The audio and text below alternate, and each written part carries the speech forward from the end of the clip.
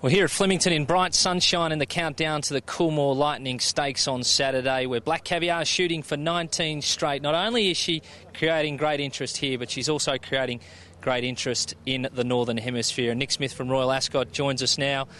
She's all the rage over there as well. Yeah, absolutely. Huge news. I mean, it's very strange for us at this time of year. Normally we're talking about jumping with the Cheltenham Festival just weeks away. But interest in Black Caviar is huge, and you know, we're going to see the race on At the Races. Probably be re-shown in the afternoon on Channel 4.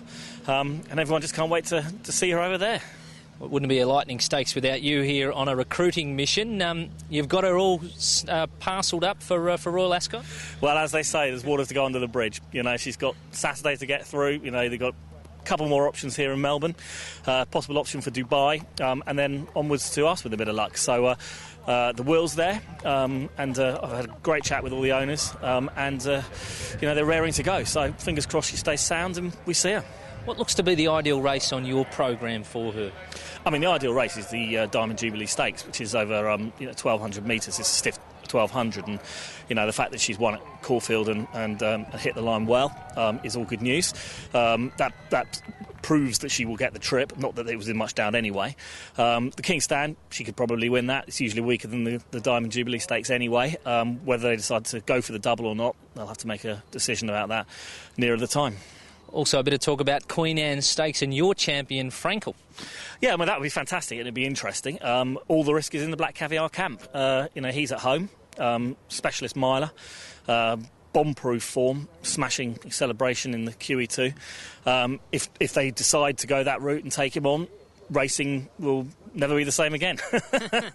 Well, it might be that one of them is being beaten for the first time. Tell us about your recruiting mission. Who else have you got in your sights?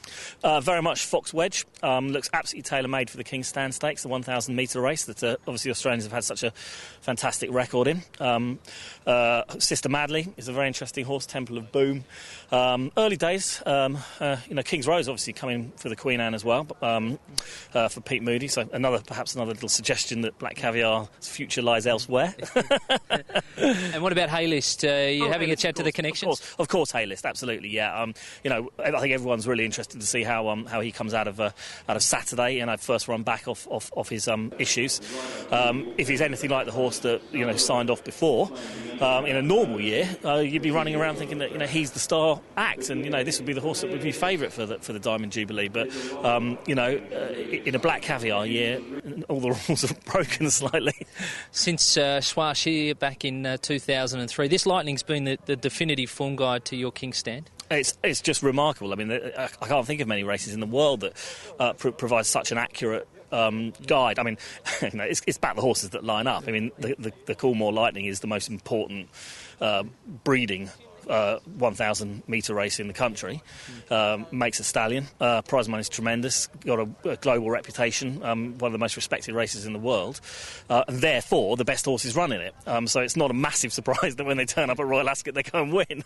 You mentioned global. The Global Sprint Challenge kicks off here on Saturday. You remember Body across there at Ascot here. It's going to be a bigger and better Global Sprint Challenge than ever. Very much so, and it's brilliant to have Dubai in. Obviously, Singapore came in last year, so we expanded it now to Dubai. I think having Dubai on the sidelines was tricky. It wasn't deliberate; just a question of these things taking a bit of time to come together. But Dubai's the biggest prize money meeting in the world. It's the most international meeting in the world, and it's hard not to have a race like the Golden Shaheen in the challenge. So it's brilliant. And the bonus has been changed around a little bit this year. 3 countries, $1 million up for grabs. Could we see that go off this year? Yes, we could, which of course is slightly, well, it's wonderful for racing and it's wonderful for promotion, but slightly nerve-wracking. The moment you put the bonus in place to make it winnable, it gets won.